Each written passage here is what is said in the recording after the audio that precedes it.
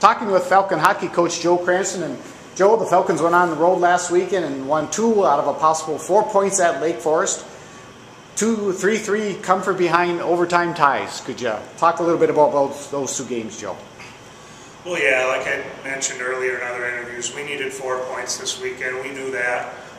We went down at 2 ties, and the first game we were down 3-0. A real fluky goal on the third where we had a puck that we shot, went off of a player and went into our own net, and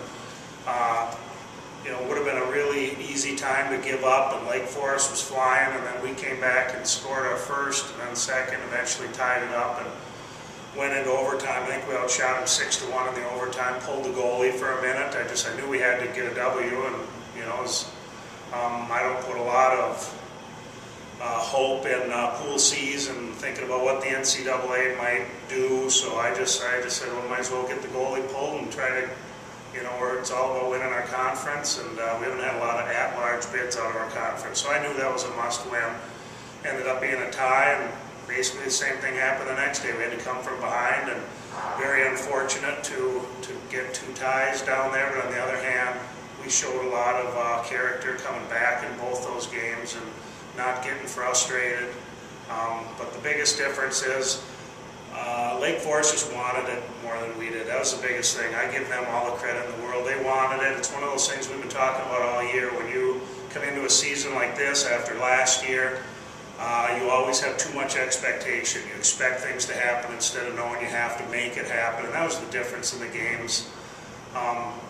There's a fine line between expecting to win and being confident, or playing like you have to win, and sometimes those fine lines make all the difference in the world, and that was the difference this weekend. Joe, looking ahead this weekend, Falcons now with a 14-3-6 overall record, 7-2-5 in the NCHA, ranked 6th in this week's U.S. College Hockey Online.com poll. You're 3rd place in the NCHA. You play 2 more league games at Marian, Friday and Saturday. What do you know about Marian? What are you looking for there? Well, Marian's a first-year program, so they're struggling this year. They did get a couple of wins along the way, which is great. You like to see that for a first-year team. I know our first year we had 3 wins all year, and still remember it like it was yesterday. But Mike Collins, a coach down there, a longtime friend of mine, and he's doing a good job, and he doesn't have a lot to work with there, but they're working hard, and they're playing clean hockey, and they're just doing whatever they can to kind of survive and get through the first year. So we go down there. Their goalie had 50-some shots, I think, against Superior in that second game, was player of the week. So, anything can happen in a hockey game. We're going to go down there and just try to play our style of hockey and be intense. And we're going to work, I'm assuming we're going to be in the offensive zone a lot. There's a lot of things we need to work on in that aspect of the game. So we'll be working on a lot of cycling and some different things like that. But we have to get 4 points down there. And once we get 4 points, I'm pretty sure we're going to end up in 3rd place in our conference. We're going to either be playing Eau Claire or Superior would be my guess.